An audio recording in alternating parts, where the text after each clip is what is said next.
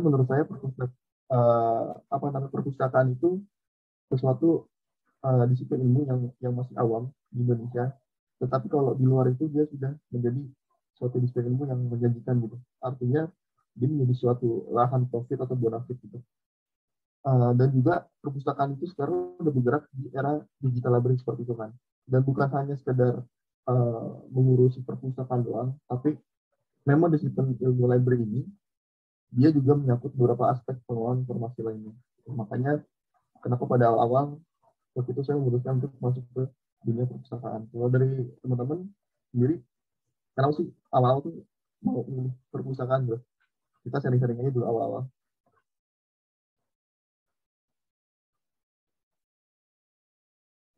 Ada yang mau ngomong? Mungkin ketua kelasnya?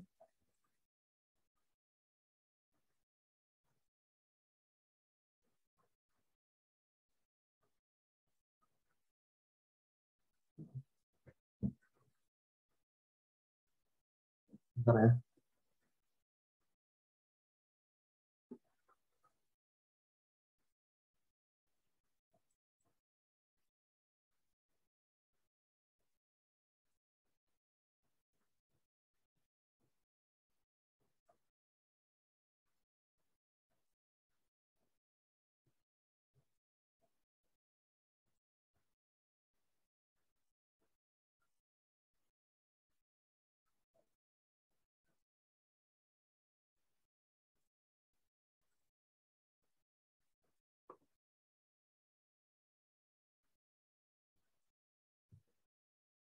Sesuai maksud kita, yaitu MBPI yang data penuh kembali informasi. Sebenarnya dua kata ini cukup unik ya. Pertama ada kata metadata dan temu kembali informasi. Benar dua terminologi ini juga dua hal yang berbeda, tapi satu kesatuan. Jadi metadata ini dia termasuk dalam temu kembali informasi retrieval. Jadi ibaratnya informasi retrieval itu sebuah payung dan metadata ini itu sebagai tools untuk mencakup sebuah informasi yang di dalam suatu konten seperti itu. Entah.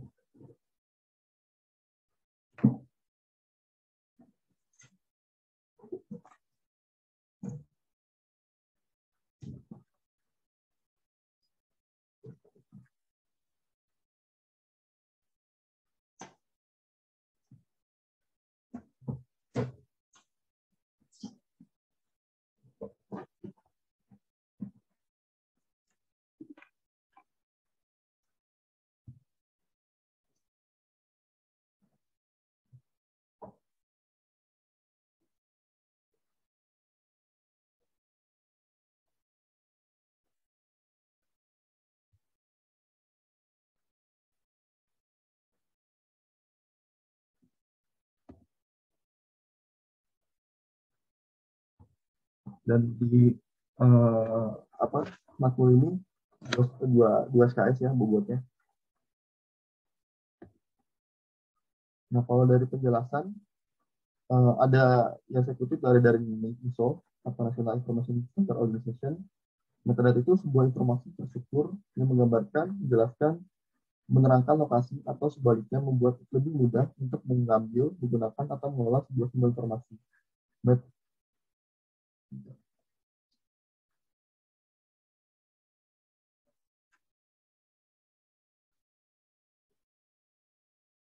Metadata is key to ensuring that resource will survive and continue to be accessible in the future. Jadi intinya metadata itu sebuah data terstruktur yang menjelaskan sebuah data. Metadata itu bukan cuma digunain di bidang perpustakaan aja, tapi metadata itu mudah mencakup bahkan di web aplikasi juga. Nah biasanya kalau di web itu metadata berupa proses encodingnya XML. Nanti mungkin teman-teman juga belajar di TIW nanti teknologi internet dan metadata itu juga digunakan untuk berbagai macam platform e-commerce seperti Tokopedia, terus Shopee, terus ada Lazada dan lain-lain. Contohnya kayak gimana kalau misalnya pengguna metadata di luar perpustakaan, yaitu dia kayak misalnya kita mau jual suatu produk, entah itu baju, nah, tas itu kan sebuah itemnya. Nah penjelasan dari itemnya itu, itulah metadata. Nah deskripsi dari antara metadata mengenai data tersebut dengan yang tertampil di web, nah itu kan ada sebuah proses encoding memakai proses query dari encodingnya tersebut. Lalu di sini juga penjelasan metadata merupakan data struktur ditandai dengan kode agar dapat diproses komputer. Nah, saya bilang tadi, jadi metadata itu pasti ada proses namanya encoding. Kalau di perpustakaan, proses encoding itu kita menggunakan merujuknya seperti kalau di Indonesia pakai Indomac ya. Indomac. Mark itu sendiri kan definisinya machine readable catalog. Kenapa harus ada proses encoding? Karena ketika dia uh, di-upload atau diakses ke komputer itu ada jenis komunikasinya gitu antara mesin dengan data yang kita upload seperti itu.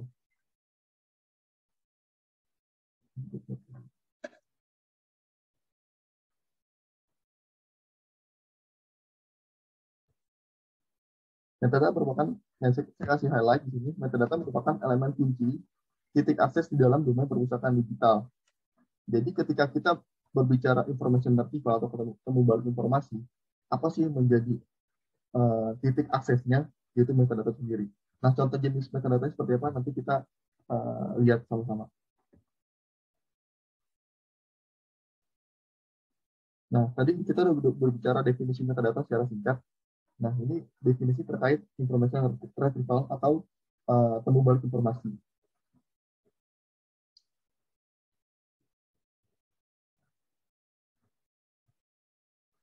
Jadi information retrieval itu sendiri itu merupakan sebuah sistem.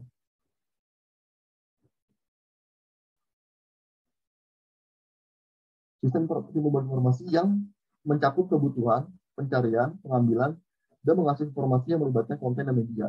Tujuan dari sistem pengambilan informasi adalah membantu pengguna dalam menemukan informasi yang mereka butuhkan. Ini ada tokoh George Misra.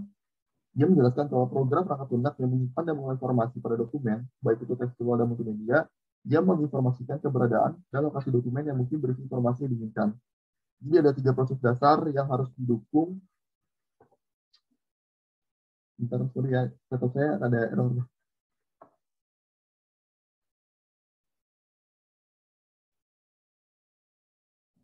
3 proses dasar yang harus didukung oleh sistem pengambilan informasi. Ada representasi dokumen, representasi kebutuhan informasi guna, dan perbandingan 2 representasi. Fungsi metadata itu ada berbagai macam. Maksud di sini deskripsi yaitu untuk memberikan gambaran ringkasan tentang kandungan sebuah objek dokumen, berkas, dan sebagainya di dalam sebuah himpunan sumber daya. Gambar ini menjadi bagian penting dari upaya membuat identifikasi. Lalu sebagai fungsi tumbuh kembang informasi ya sebenarnya. Jadi metadata itu merupakan sebuah bagian aspek dari tumbuh kembang informasi.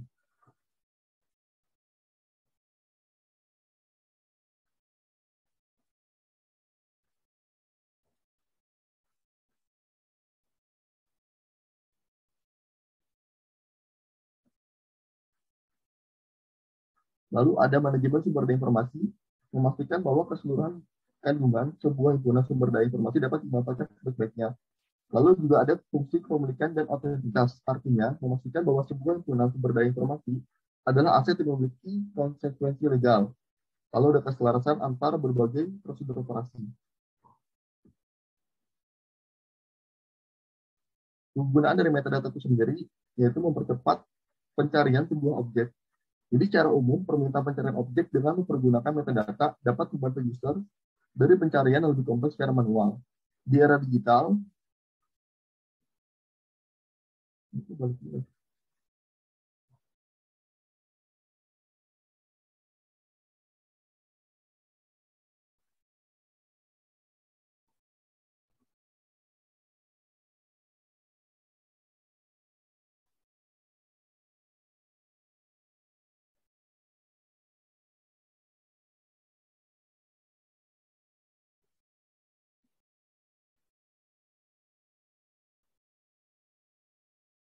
lalu kedua ada sebagai alat pengelola investasi data guna memonitor kemajuan pelaksanaan pekerjaan pembangunan data yang dimiliki dan mendokumentasikan data yang ada atau yang sudah selesai dikerjakan, lalu menginformasikan data-data yang ada agar dapat dimanfaatkan oleh pihak lain atau sebagai alat estimasi rencana kerja pengumpulan data di kemudian hari.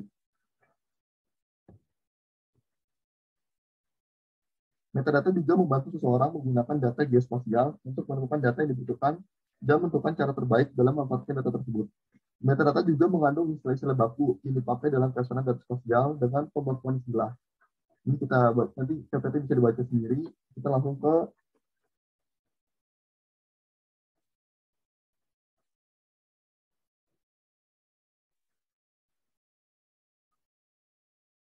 klasifikasinya aja. Jadi metadata sendiri itu memiliki klasifikasi atau tingkatan hierarki. Ada dari tingkatan informasinya, ada dari jenis informasinya. Kalau dari tingkatan informasinya, ada namanya discovery metadata, yaitu berupa informasi minimum yang diberikan untuk menjelaskan isi dari sumber data. Jenis metadata ini tidak dapat memenuhi kategori metadata yang bisa diaplikasikan pada tingkat internasional. Lalu ada exploration metadata, lalu ada exploitation metadata.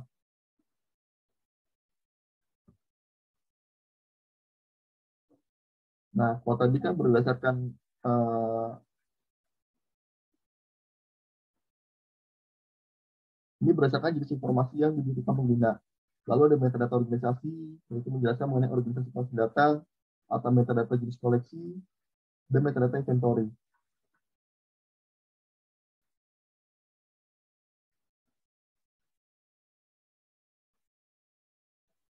Karakteristik dari penetapan metadata, yaitu ada ketersediaan data, penggunaan data, akses data, dan transfer data.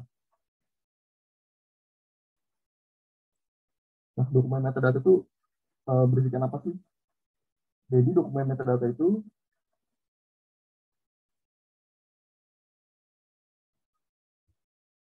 berisikan informasi yang menjelaskan karakteristik suatu data, terutama isi, kualitas, kondisi, dan cara perolehnya.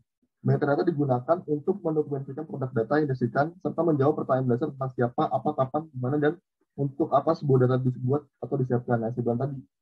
Jadi dia bisa digunakan juga dimanfaatkan oleh berbagai objek disiplin ilmu selain perpustakaan. Contohnya kayak misalnya untuk pemanfaatan CRM. Nah, biasanya tuh kalau di industri retail, mereka menggunakan platform-platform mereka. Kenapa? Karena mereka untuk mendokumentasikan produk data. Produknya mereka dengan apa? Dengan data tersebut sendiri. Karena ketika kita berbicara sebuah platform e-commerce, yang mungkin kan dia tuh ada foto, tapi nggak mungkin nggak ada penjelasan terkait item foto tersebut. Nah, data-data yang menjelaskan foto-foto tersebut itulah yang disebut dengan metadata. Kalau secara simpel analoginya seperti itu. Skema metadata ada tiga, yaitu semantik, isi, konten, dan sintaks. Semantik itu terkait kesepakatan mengartikan unsur dalam metadata terkait pemahaman yang sama atas sebuah istilah atau sebuah terminologi atau sebuah kata. Kalau konten itu terkait isi unsur yang sudah diberikan makna semantik, lalu sintaks, aturan atau kesepakatan kode untuk melekasi data bagaimana menuliskannya. Nah, sebelum tadi. Jadi dalam metadata tersebut ada sebuah proses namanya encode atau proses penyajian atau surrogate. Nah, jadi dalam surrogate ini masuk ke dalam skema yang ketiga, sintaks. Kenapa? Karena terdapat kesepakatan kode untuk komunikasi data. Bagaimana ia berkomunikasi antara satu sama lainnya dengan bagaimana menuliskannya. Nah, ini ada 20 jenis uh, standar metadata yang digunakan oleh perpustakaan lembaga arsip. Yang paling terkenal kalau kita ACR2 ya, Anglo American Cataloging Rules. Lalu juga ada yang menggunakan double core, lalu ada encode and file description ini untuk arsip. Lalu ada text encode initiative. Ini biasanya kalau text encode ini lembaga-lembaga yang berisi skrip-skrip atau naskah-naskah. Lalu ada match, metadata, encoding, and transmission standard, ada mods, LOMS, dan lain-lainnya.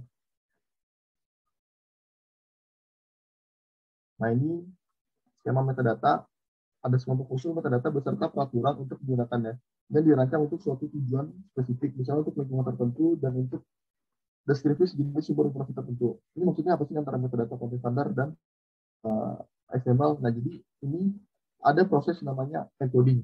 Encoding ini ada proses metadata yang sudah melakukan encoding yang berbentuk XML biasanya untuk komunikasi di web, dan ini metadata konten yang berupa metadata standar.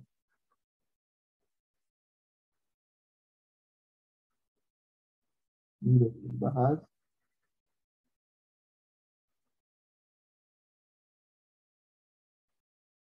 Kalau kita mau tahu jenis kayak metadata yang ada di perpustakaan tuh contohnya seperti ini. Nanti teman-teman kita akan belajar juga gimana cara kita menggunakan titik akses seperti ACR, lalu kita melakukan entry di map. Nanti kita di pertemuan berikutnya kita belajar. Nanti mungkin di pertemuan kedua kita akan membahas lebih jauh terkait information retrieval ya, pengumpulan informasi. Seperti itu. Nah ini contoh data entry pada map itu Machinery Data Catalog, di mana menjadi guidelines dalam membuat sebuah metadata dalam perpustakaan. Jadi di sini ada tag-tagnya nih, ada tag dari 001 sampai 300. Nah, inilah yang disebut sintaks. Jadi kesepakatan yang sudah menjadi sifat universal, di mana kalau 01 itu pasti tentang record, kalau 020 pasti mengenai ISBN, 260 mengenai publisher place dan publisher, dan 300 adalah keterangan fisik seperti itu.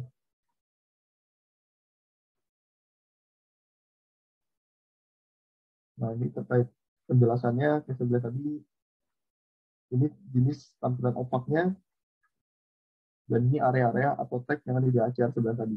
Jadi ada, ini sebuah kesepakatan dari skema metadata yang jenis ketiga, yaitu yang terkait sintaks. Jadi dia udah kesepakatan universal, kesepakatan bersama.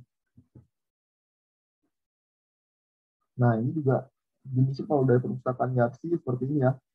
Nah, ini masuknya ke metadata organisasi, karena dia menjelaskan organisasi ini sudah memiliki beberapa data sih terkait policy-policy-nya. Kan di dalam policy terbaru, ini mengenai policy terbaru pasti kan nggak cuma ada beberapa file, tapi dia terkandung dari beberapa folder juga banyak. Ini metadata terkait jenis koleksi. Nah, ini terkait metadata inventory. Jadi menjelaskan suatu single item. Nah, itu namanya masuk dalam ke metadata jenis inventory.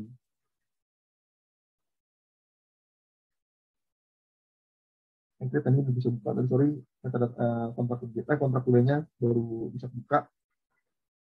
Ini saya ini ya mundur sedikit. Jadi kontrak kuliah kita, manfaat kontrak kuliah ini, pada mata kuliah ini mahasiswa belajar tentang pemahaman, kegunaan, prinsip, dasar metadata, dan standarnya untuk tujuan pengumpulan informasi. Mahasiswa juga belajar tentang cara menentukan elemen metadata. Memahami elemen metadata penting dalam karya-karya dan pustaka tertentu. Ini kontrak kuliah kita.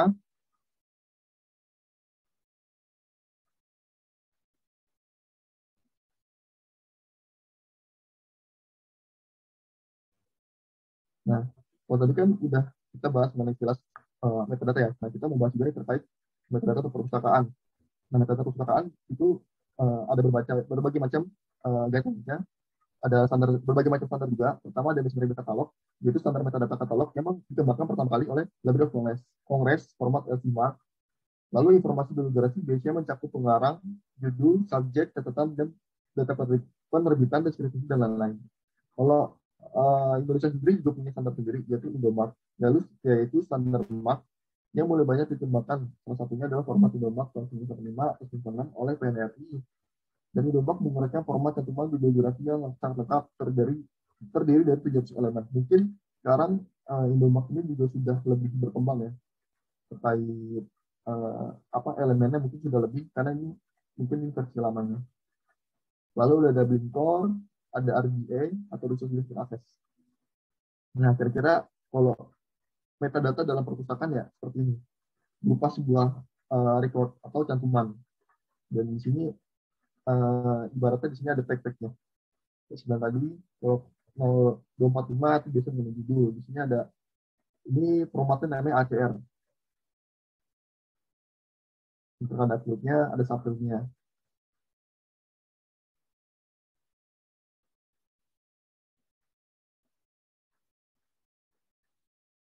Ini bakal kita bahas nanti.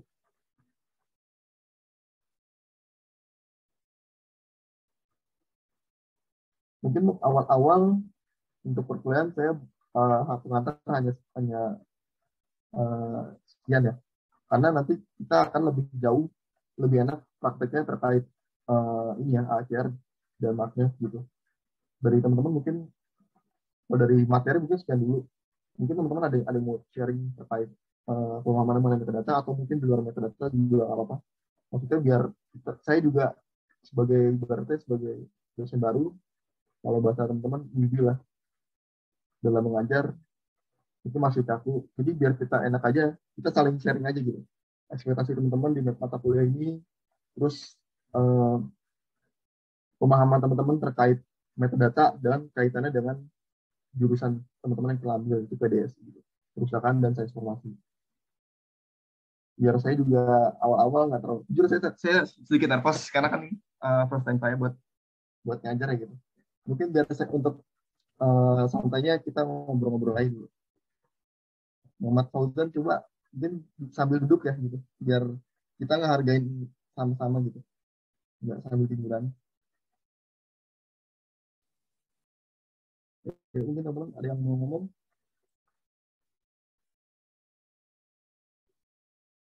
Ya, coba dari Mas Fauzan dulu pemahamannya tentang metadata, pertanyaan atau ada hal yang ingin disampaikan.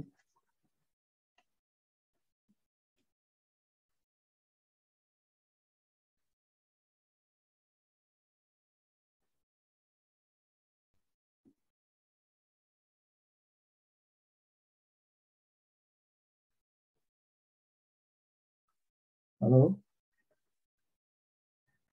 Halo Pak. Ya, Halo. gimana?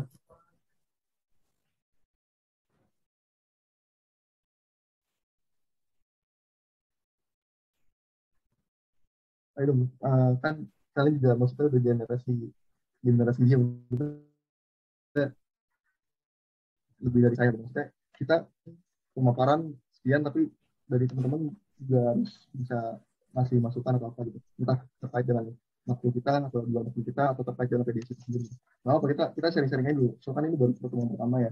Mungkin pertemuan kedua kita sudah lebih mendalam terkait informasi mereka gitu. Mungkin saya juga minta maaf kalau misalnya dalam kurang mengajar, saya masih awal-awal gitu. Saya juga sedikit nervous ya teman-teman ya, sedikit canggung. Jadi mungkin mohon maaf kalau misalnya penyampaiannya kurang kurang lugas gitu. Ayo, mungkin ada yang mau kita saling-saling diskusi lah dari ini deh. Assalamualaikum Pak. Ayo, oke, waalaikumsalam.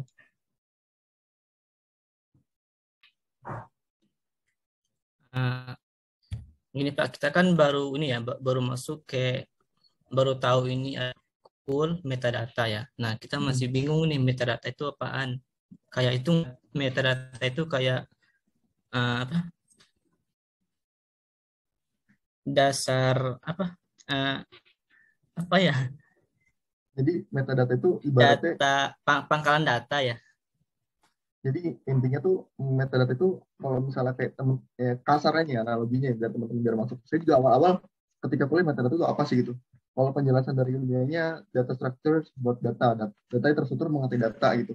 Kayak misalnya teman-teman kalau misalnya buat caption di Instagram, nah itu caption itu sebuah metadata kasarnya. Terus kalau misalnya teman-teman pergi ke Tokopedia atau Shopee, ada lihat sebuah item, ada penjelasannya secara rinci, itu juga metadatanya juga. Nah, itu metadata dalam dalam dalam perspektif yang simpel, sederhana gitu. Tapi kalau perspektif yang sudah luas, metadata itu sebuah data yang di-encoding gitu. Seperti itu. Kayak tadi kita, kalau di perpustakaan kita mengacunya pakai Anglo American Cataloging Rules gitu. Jadi kenapa kita pakai AACR? Karena dalam melakukan proses pengkatalogan atau teman-teman udah belajar katalogisasi belum? Pengkatalogan.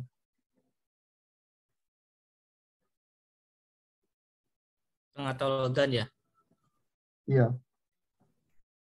Jadi intinya metadata ini kita membuat data untuk agar data itu sendiri bisa ditemukan. Misalnya kayak teman-teman kalau pengen pasang produk di suatu Tokopedia, pastinya teman-teman diminta dong deskripsi mengenai produk itu sendiri gimana secara detailnya.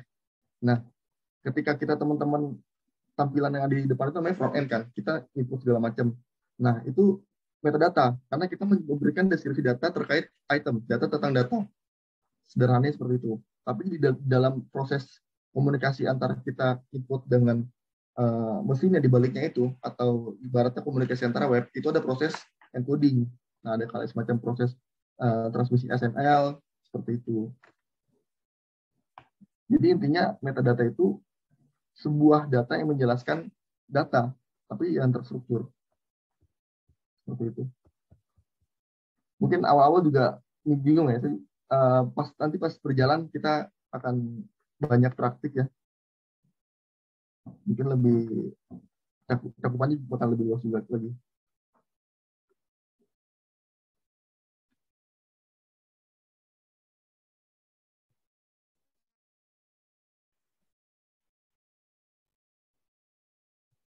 Gimana Mas Rizal atau yang lain?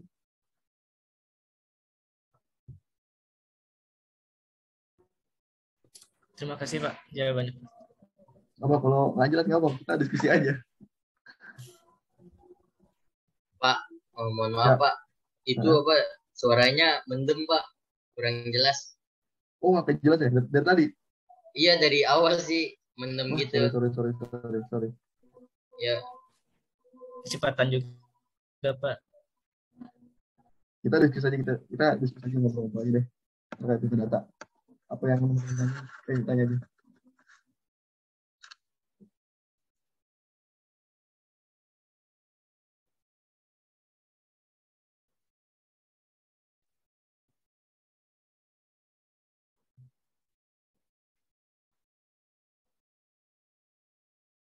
Yang lain gimana?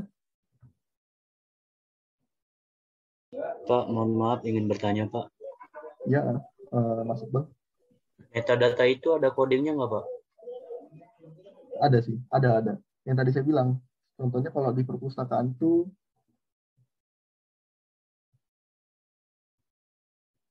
nah dia kode-kodenya tuh sebuah sintaks. Nah, sintaks yang kesepakatan yang menjadi universal. Kayak misalnya tadi saya bilang 001, 005, 008. Nah, itu sebuah proses namanya encoding. Seperti itu. Kayak misalnya lagi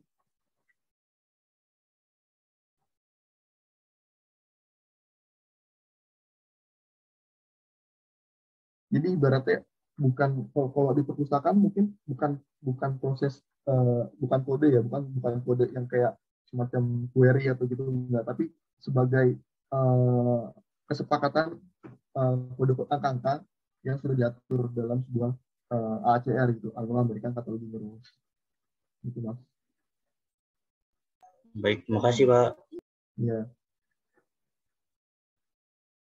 Mungkin di maklumnya ya teman-teman, ini juga first time saya dari seumur hidup saya mengajar, jadi mungkin penjelasan saya kurang memuaskan gitu.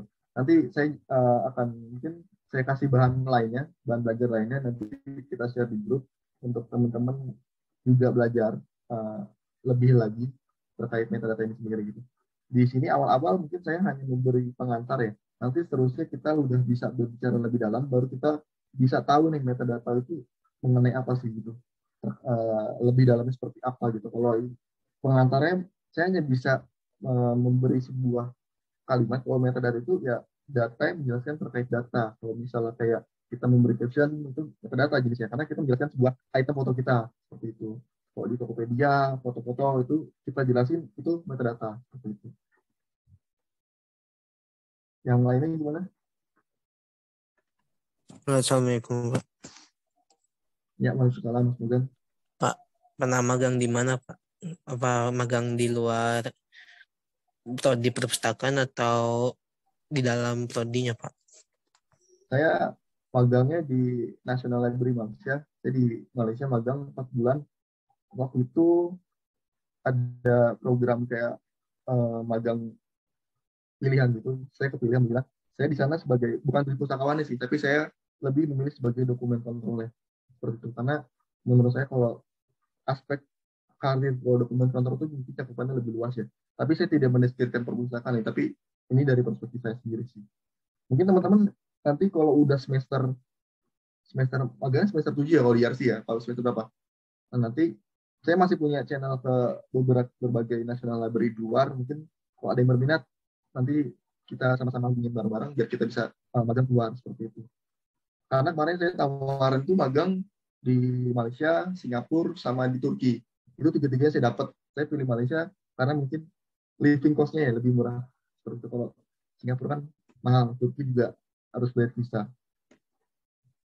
Teman-teman punya rencana magang gimana nih? Di luar atau arsip kah atau dokumen kontrol kah atau sebagai library juga atau gimana?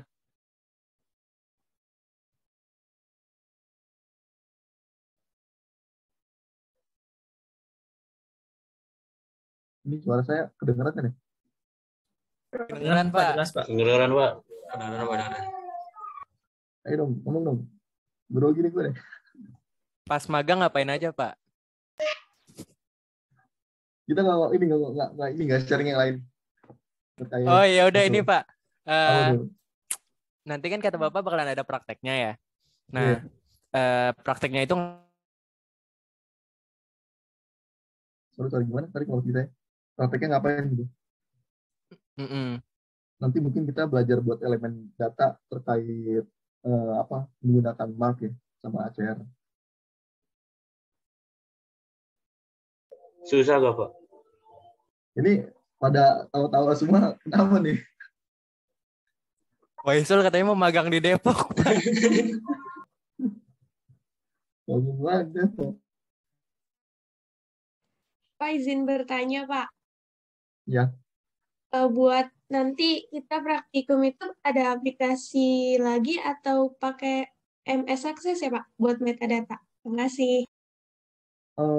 Mungkin kita pakai yang udah tersedia aja kali ya, maksudnya biar nggak ngerepotin teman-teman. Misal kalau ada MS Access, mungkin kita pakai MS Access aja, seperti itu.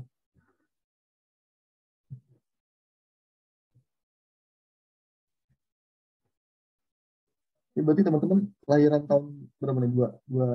2009 berapa? 2003 Pak. 2003, Pak. 19 berarti ya? Iya Pak. 2000 Pak. Tapi Fauzan baru lahir. ada yang 2000 Pak. Fauzan Pak.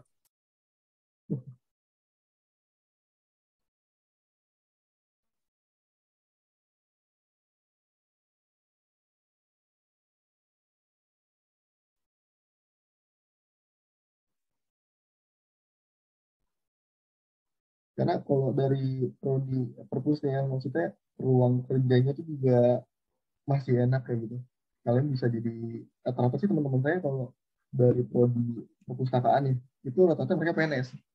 PNS ada yang ngambil DKI, ada yang PNRI. Nah, kalau misalnya teman-teman bicara memang salary oriented, saya saran kalau mau PNS, ambil PNS Pemda. Nah, Pemda yang gitu tuh Pemda kayak Pemda DKI, Pemda Tangsel, Pemda Bekasi, itu salary gede, tunjangannya gede. Gitu. Tapi teman-teman kalau misalnya mau ke aspek bidang lain itu juga bisa sih sebenarnya kalau dari jurusan perpustakaan. Karena kan perpustakaan ini kita bukan cuma sekedar buku ya, tapi kita mengolah sebuah, kayak misalnya kita jurnal atau kita banyak menulis. Nah, itu perpustakaan juga bisa jadi, kayak misalnya waktu itu saya dapat pekerjaan pertama kali, saya sebagai teacher librarian gitu. Itu job function-nya itu kita sebagai research assistant buat ngasih murid-murid kita untuk melakukan penelitian. Jadi cakupannya kalau dalam prodi PDS ini luas sekali sih. Nah, kalau saya saranin dari sekarang nih teman-teman udah harus punya target sih planning. Jadi jangan kuliah asal kuliah gitu, kuliah asal dapat nilai. Dari sekarang kayak udah kita ingin target lah planning. Kayak gue ini lulus mau kemana gitu, mau apa? Kalau mau magang juga mau kemana? Targetin dari sekarang. Karena saya jauh-jauh hari begitu sih. Saya dari semester 2 juga saya udah ngertiin target. Kalau ini gimana gitu? Kalau teman-teman boleh tahu nggak kenapa tertarik sama PDSI? Karena menurut saya ini suatu hal yang cukup presis ya, karena PDSI ini di bawah FPI ya. Kalau di sini kan perpustakaan ini di FIB gitu, Fakultas Ilmu Budaya, dan jadi itu kayak sedikit kurang menjual gitu. Kalau kita kan maksudnya FPI itu yang mungkin sebagai nilai jual kita gitu ke depannya. Dari teman-teman ada ini kenapa kita memilih PDSI?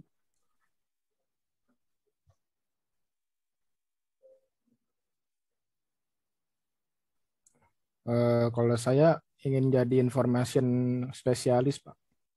Oh, informasi spesialis memang arti informasi spesialis kalau yang menurut Mas Dava ini ya, itu database, bisa itu Pak, kalau informasi spesialis tuh bisa mengelola informasi dalam berbagai macam bentuk, seperti bisa ngebuat database, terus bisa ngebuat website, terus bisa buat sistem informasi begitu Pak.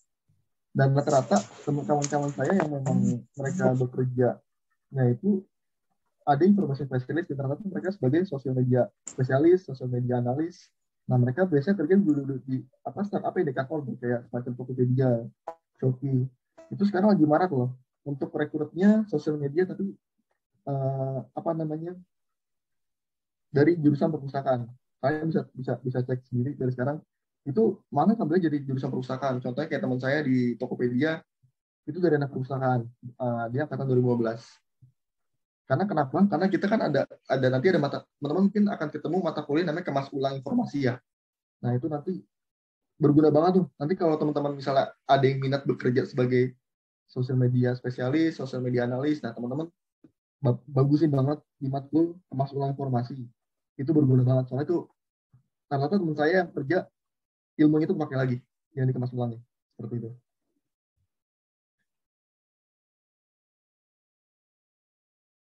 Pak mau nanya Pak, Ya. Misalnya kita itu dari PDSI, bisa nggak nanti S2-nya ngambil manajemen informasi, Pak? Bisa sih. Saya kan ini ngambil sistem informasi malah, tapi mungkin ada sedikit matrikulasi ya, maksudnya penyesuaian ya. Maksudnya kan teman-teman kita kan, kalau teman-teman enak ya, maksudnya dari FT ya. Jadi mungkin matrikulasinya nggak terlalu susah. Karena teman-teman mungkin nanti dapat programming juga di TIW kan. Saya lihat tuh di RPS-nya teman-teman juga bakal pengenalan mengenai Java, PHP, SQL. Nah, itu lebih enak. Itu memang lebih prestis sih kalau misalnya teman-teman lanjut lagi untuk ngambilnya di linear dengan PDS seperti sistem informasi atau manajemen informasi, apalagi IT gitu. Mungkin pertemuan pertama ini kita lebih banyak ini ya kali bincang-bincang santai, maksudnya biar saya juga kenal sama teman-teman. Karena jujur aja saya nervous itu. Sekarang nervous karena baru-baru saya bersyukur sih maksudnya ini tetap pertemuannya online, bukan langsung. Jadi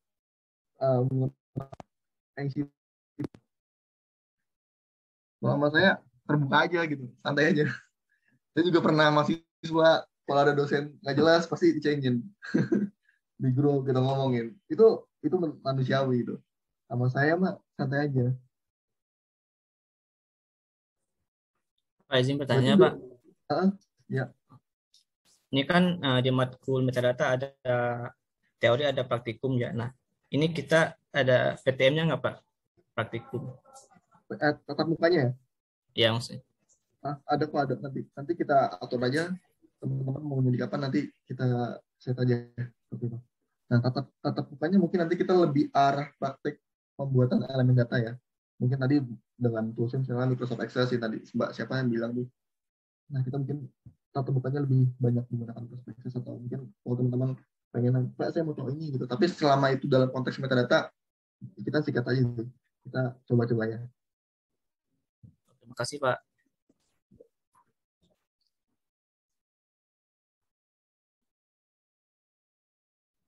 Aku mau nanya, boleh nggak? Ya boleh, Mbak Anida, silakan. Ini kuliahnya bedanya sama basis data itu apa, kan soalnya namanya mirip-mirip tuh Pak. Metadata sama manajemen basis data. Saya bingung. Kalau database atau pangkalan data ya, pangkalan data itu ibaratnya itu pangkalan data adalah kita menyimpan data. Ibaratnya itu gudangnya lah, warehouse data. Nah, metadata ini kita membuat deskripsinya gitu. Seperti itu. Misalnya kalau misalnya dalam suatu gudang, nah gudangnya itu disebut pangkalan data. Nah, dalam gudang itu kan pasti ada misalnya barang-barang kan. Misalnya gudang penyimpanan GNT, pasti kan ada barang-barang kiriman. Nah, dalam barang-barang kiriman itu kan pasti ada kertas yang dipegang sama kurirnya kan. Nah, kertasnya itulah metadatanya. Jadi menjelaskan, oh barang ini harus dikirim hari ini, tanggal segini, seperti itu. Itu metadatanya. Kertas penjelasan terkait barang itu metadatanya. Tapi gudangnya itu, bangunan itu, isinya itu adalah pangkalan data. Nah, di pangkalan data itu nanti terkait bagaimana kita update data, delete data, ya kan, mengubah data juga, bagaimana kita membedakan antara primary key, foreign key, seperti itu. Jadi memang metadata ini ada kaitannya dengan database juga sih. Jadi karena kita menjelaskan sebuah data seperti itu. Gimana, Mbak Dina? nggak tahu, jadi ternyata berkaitan gitu ya Pak mata Iya, kuliah. ada kaitan. Karena kan kenapa kita belajar metadata, kenapa kita belajar terkait metadata gitu. Dari nama jurusan kita aja udah jelas ya. Program perpustakaan dan sains informasi kan. Nah, sains informasi inilah yang mungkin kita sedikit mirip ya dengan ranah-ranah sistem informasi. Seperti itu. Makanya saya bilang, kita di PDS ini diuntungkan banget karena kita masuk ke fakultas FTI. Beda sama di kampus-kampus lain. Itu masuknya fakultas beda. Kalau di Unpad masuknya Vkom, komunikasi. Karena memang kajian perpustakaan itu dia lebih ke arah ke komunikasinya gitu. Kalau di UI dia masuk ke kajian budaya. Nah, kalau di YARS ini cukup unik. Dia masuk ke FTI. Jadi kenapa? Karena diharapkan teman-teman ini jadi nanti menjadi seorang digital librarian. Seperti itu. Yuk, ada lagi? Kita mau sampai jam berapa?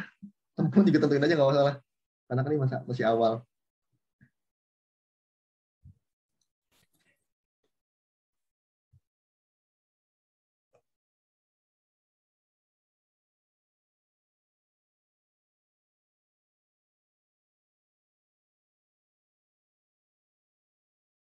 Berarti angkatan berapa? 2000 berapa? 21 Pak. Oh, 2021. Berarti lulus SMA 2020 ya Pak? 2019? Nggak ngerasain ini berarti nggak ngerasain lulus ya kalau SMA gara-gara corona ya? Betul, Iya, Pak. Pak. Aduh. Berarti tiba-tiba udah kuliah aja gitu? Tahu-tahu udah semester 2 aja, Pak. Ya 2 tahun sih ya, 2 tahun. Berarti terakhir corona pertama kali kelas 12 ya? Betul. Ya, betul, Pak. Betul, Betul, Pak. Pak. Ada semangat. Ada lagi yang mau nanya? Assalamualaikum Pak. Maaf saya off cam. Ya, Mas. Bapak selain magang gitu, Bapak pernah kerja di mana Pak? Apa langsung lanjut S2 gitu? Saya lulus S1 jujur aja saya tahun 2019 saya lulus S1-nya. Karena saya 2018 Desember. Karena saya angkatan 2014. Itu saya langsung alhamdulillah setelah itu saya langsung dapat bekerja di salah satu international school. Nah, selagi bekerja saya langsung nyambi S2 gitu. Jadi teman-teman yang lain nikmatin gaji saya bostor buat lanjut S2 karena saya biaya sendiri gitu. Terus saya di sana 2 tahun di international school itu 2 tahun. Saya keterima sebagai library manager dan data analyst itu di Oppo HP. Dia memang foreign corporate ya, foreign company gitu. Company asing yang fokusnya memang Mandarin gitu, Chinese. Saya di sana sebagai data analis datanya itu terkait penjualan HP gitu, penjualan Oppo. Nah, di sana menggunakan apa? Saya menggunakan waktu itu standar, saya masih pakai SPSS dan Excel buat ngeliat data penjualan SISO, sell in, sell out, region, mana yang tertinggi dan jenis apa yang tertinggi datanya. Nah, teman-teman juga bisa tuh nanti dari perpustakaannya kalau teman-teman ngebangun skill, itu banyak banget pelatihan-pelatihan sesuai passion teman-teman. Dulu passion saya memang terkait data analis, data science. Jadi memang saya benar-benar belajar terkait dua aspek tersebut gitu. Makanya saya bisa di Oppo gitu, sebagai library manager dan saya data analis. Lalu saya lanjut di Adisarana Armada TBK, perusahaan TBK. Itu saya sebagai business process analis. Di situ saya berusaha untuk re-engineering business process ya. Nah, di sini saya juga keterima lagi sebagai asisten manager di salah satu perusahaan financing TBK. Jadi saat ini saya aktif sebagai asisten manager seperti itu. Dan kenapa saya tertarik menjadi lecturer dosen ya di YARSI karena memang mungkin dibilang passion saya di dunia saya juga penasaran gitu gimana euforianya rasanya kalau vibe-nya ngajar gitu. Ternyata kalau saya coba pertama kali, jujur aja saya nervous pertama kali karena ini first time buat saya ketemu orang banyak walaupun online, ya kan. Dan saya juga bingung, udah ngeblank gitu. Saya udah nyiapin materi sedemikian rupa tapi ketika berjalannya masih kurang maksimal lagi. Mungkin untuk pertemuan ini saya minta maaf Kalau Gak saya kurang apa-apa, maksimal dan Pak. kurang Santai aja, Pak. Gak apa-apa, Baik-baik Pak. kok. Tuh, Pak, Santai, pada Pak. ketawa-tawa kan. Hati sama Atau Fahmi, Santai ini aja, Pak. Pak. Jangan nervous. tahu ngecengin kali ini. Enggak, Oh enggak, Pak. Pak. Enggak. Fahmi Dulu doang. saya juga, Enggak, Pak. dulu saya Santai kayak gitu aja. juga soalnya sama anak-anak kan. Kalau misalnya ada dosen baru, Santai itu aja, dicengin. Pak. Enggak, Pak. Bye-bye semua. Beneran dah. Beneran bye ini mah. Iya. Tapi udah dapat matkul apa nih? Kayak pas berjalan di semester 2 ini. Yang kemarin kuliah awal-awal.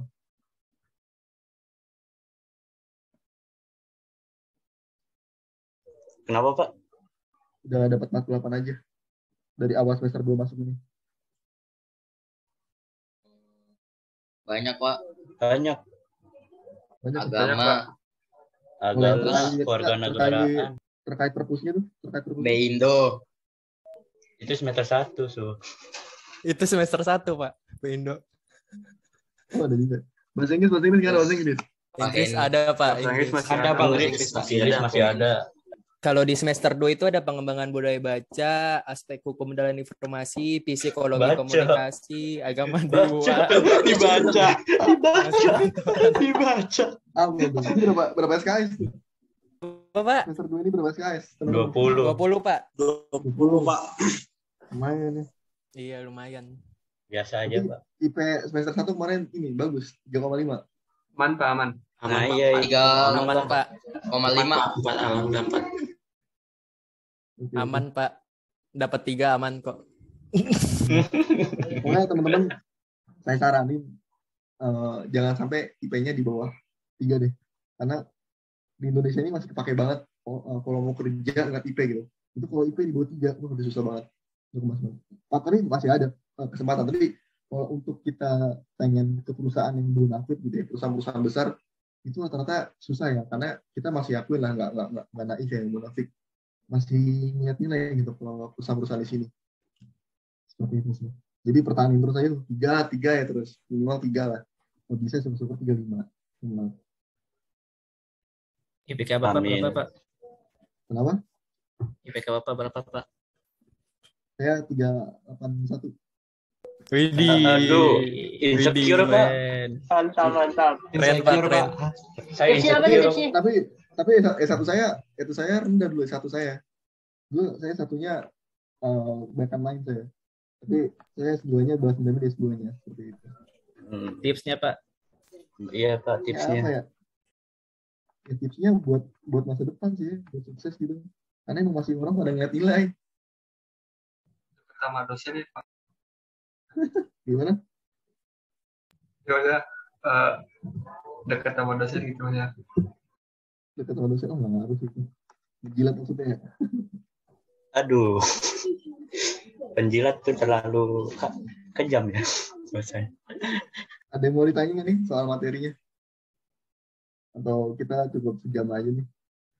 Ini yang dari wanitanya nggak ada nih? Mau tanya materinya apapun. Dari teman-teman ini yang putrinya terkait materi.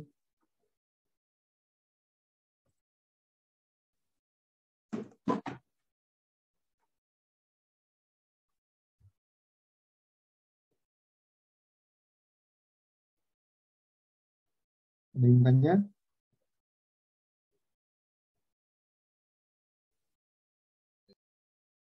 Coba Mbak, siapa tuh yang di chat? Saya izin bertanya, Oh, ya, siapa tuh? kalau kuliah harus off cam, Pak? On cam. Iya, harus on cam. Soalnya kan biar kita interaksi juga ya gitu. Maksudnya biar saya kenal juga sama teman-teman gitu lah.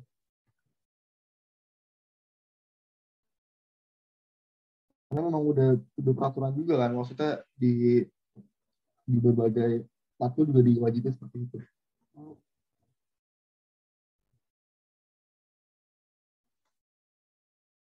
Kalau sistem penilaiannya lebih besar diambil dari nilai apa, Pak?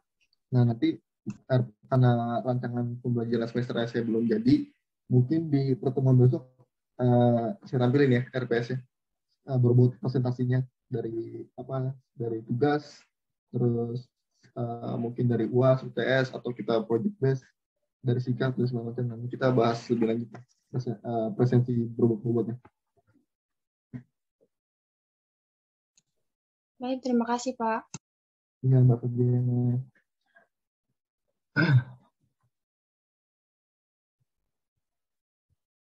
Ada lagi? Pak, ada yang nanya katanya alasan Bapak jadi dosen apa, Pak? Alasan jadi dosen karena memang jujur aja karena saya tertarik mengajar ya, karena kan sebelumnya saya juga mengajar di berbagai international school. Nah, saya penasaran kalau flight ngajar mahasiswa tuh gimana gitu.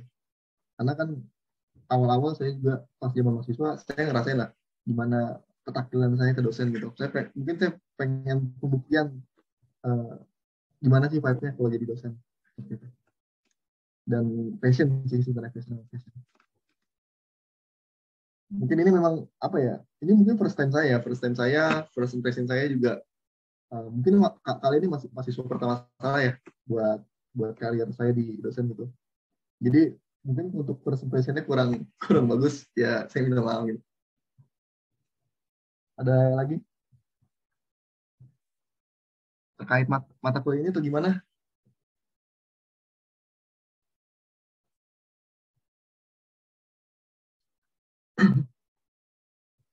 Matkulnya banyak tugas nggak, Pak? Rijal. Jauh. Kalau mungkin nanti tugas ada ya, tapi mungkin saya juga ngerti lah, nggak akan membanding teman-teman juga. Mungkin kita nanti lebih banyak ke praktikumnya. Karena kan harapan dari matkul ini kita bisa membuat suatu elemen data menggunakan AECR gitu. Jadi kalau tugas mungkin saya nggak akan ngeberatin, tapi saya lebih beratinnya ke praktikum sih, seperti itu. Karena kan teman-teman juga baru semester 2 ya, juga lagi berat-beratnya lah ya. SKS-nya juga 20. Setuju Pak, setuju. Juga ada dari tugas lain gitu. Nah, teman-teman dapat ini juga nggak sih, TIW, teknologi internet net? Enggak, Pak. Belum ada, Pak. Belum ada. Oh, belum ya? belum, Pak. Ya? Mungkin kedepannya kita lebih titik beratnya ke praktikum ya. Mungkin di praktikum saya bisa lebih kasih pemahaman lebih dalam. Ini karena mungkin masih intro ya. Jadi saya kasih penjelasannya juga bingung pakai analogi atau terminologi seperti apa gitu. Nanti kalau pas praktikum teman-teman baru sadar, ternyata metadata ini fungsinya memang untuk temu kembali gitu. Untuk apa ya? Dipakainya ketika kita membuat sebuah katalog. Seperti itu. Tapi kalau dari konsep umumnya, konsep generalnya, luasnya, metadata itu udah banyak digunain selain perpustakaan gitu. Contohnya saya bilang tadi untuk e-commerce. Nah, kalau di perpustakaan memang acuannya kita pakai ACR untuk katalogisasi.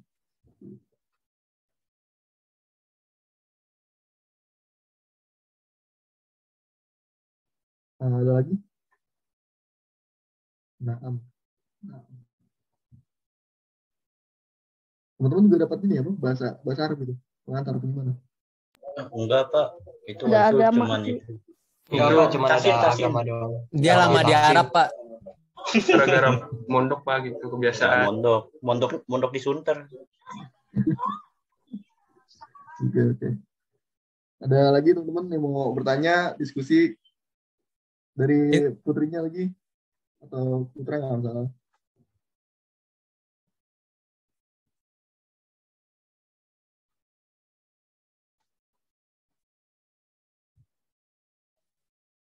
Pak, kata Pak Fahmi, Instagramnya apa, Pak?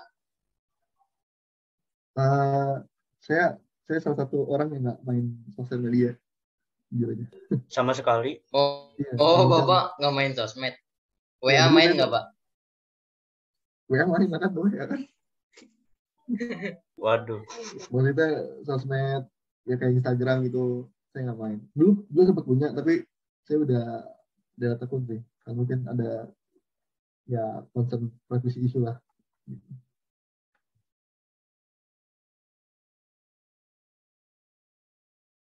Di RC ini ada ini nggak sih, UKM apa, kegiatan mahasiswa? Apa teman-teman udah ikut UKM atau apa gitu? Ya semacam ekskul kalau di SMA atau ekskul. Masih UKM bingung mau ikut apa?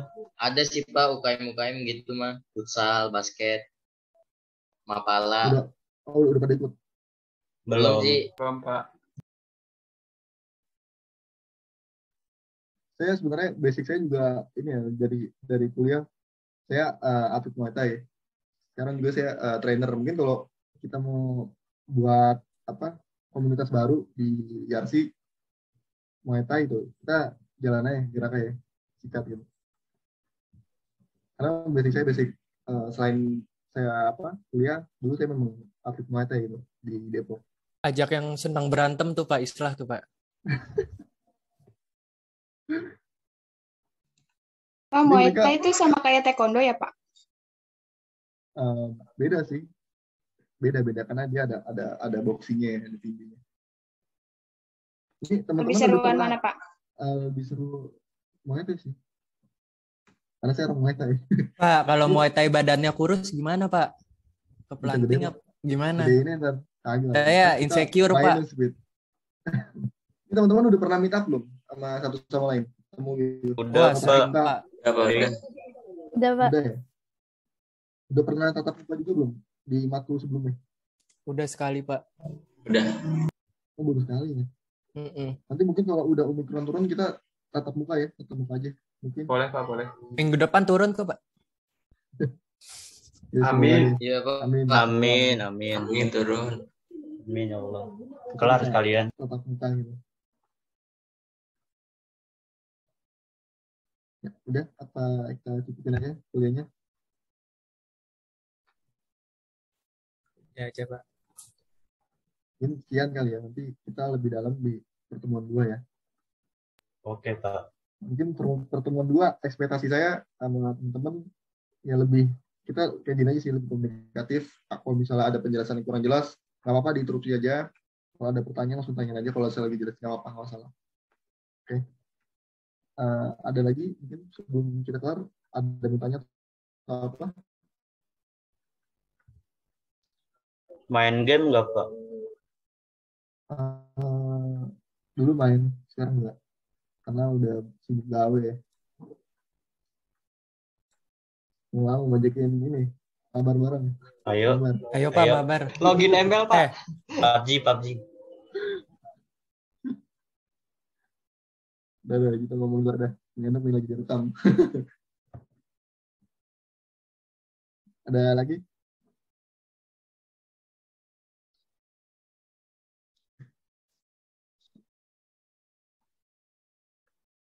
Udah cukup ya, sekian ya. Iya Pak.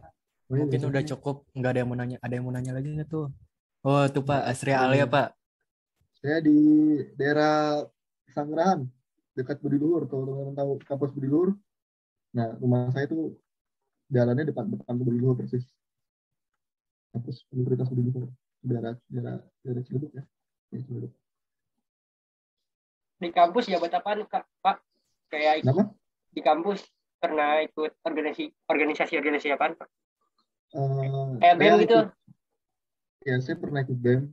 Saya ikut FAM juga. FAM itu kayak forum aksi mahasiswa, itu kayak yang demo-demo. Nah, dulu saya suka tuh demo-demo. Jujur aja. Terus saya juga itu salah satu pendiri komunitas Muay Thai ya, Muay Thai UI. Saya pelatih taekwondo juga. Saya cabut hitam di UI juga, taekwondo. Jadi makanya teman-teman di kampus nih kuliah itu sayang banget kalau cuma ngejar nilai ya. Itu teman-teman harus nyari pengalaman lah dari organisasi, entah itu olahraga atau apa. Karena yang bikin jadi memoris tuh ya hal itu seperti itu daripada ngejar nilai doang sih. Karena bakal banyak punya, ibaratnya banyak punya circle lah, banyak punya tongkrongan. Mau kemana aja kan ketemu gitu. Ini teman-teman ini nggak main sama jurusan TI juga bagaimana gitu? Nongkrong bareng gitu gimana? Iya Pak, bareng-bareng Pak. Mungkin buat PDSI sama TI sendiri udah bareng, istilahnya udah saling kenal lah kalau untuk prodi TI sebelah ya. Cuman kalau buat untuk fakultas lainnya mungkin ada beberapa bagian yang udah kenal, ada beberapa orang lagi yang belum. Cuman kalau buat prodi sebelah sih, insya Allah udah pada saling kenal sih Pak. Oh enak lah. Udah nongkrong, udah jalan-jalan juga. Udah jalan juga, jalan bareng tuh. Udah. Ya enak lah. Enak berarti solid. Juga angkatan saya kurang solid soalnya. Mainnya nggak antar jurusan, mainnya jurusan doang deh. Saya doang yang antar jurusan. Ada Pak yang begitu, cuman nggak semua sih. Saya. Diem. Banyakin circle dah di kali ini, harus banyakin circle, banyakin pengalaman gitu. Sudah apa? Baca materi kapan? Dari SMA kelas 1.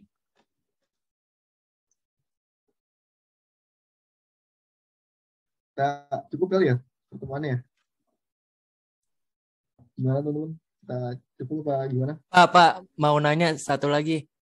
Misalkan kita ada perlu nih Pak, misalkan soal tugas atau apa gitu. Ada batasan waktu ngechat Bapak nggak? Kayak misalkan di atas jam 8 malam, chatnya mending besok gitu. Kapan aja udah. Kapan aja? Iya, kapan aja, santai aja. Nah, soalnya kan ada beberapa dosen yang menetapkan kayak kalau jam kerja gitu ngechatnya atau takutnya kan nggak enak nih kita baru nggak apa-apa berarti ya Pak, misalkan malam-malam ngechat nanya tugas gitu, baiknya di grup atau di PC Pak? Di grup boleh, gapnya juga boleh. Saya orangnya santai coba. Selama kita sama-sama enak, saya orangnya santai banget. Oke. Makasih Pak. Ya.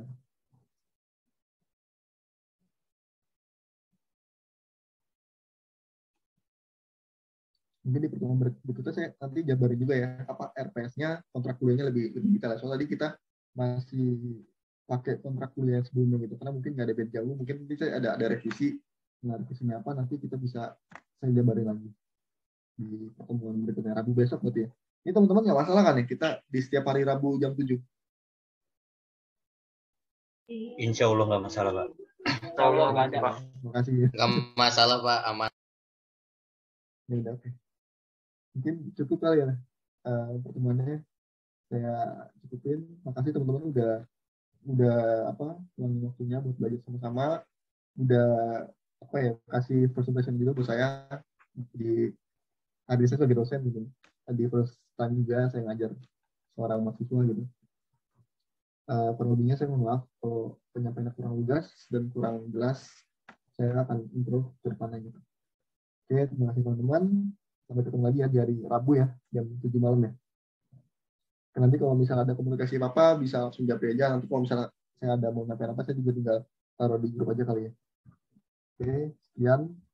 Terima kasih teman-teman. Assalamualaikum warahmatullahi wabarakatuh. Waalaikumsalam warahmatullahi wabarakatuh.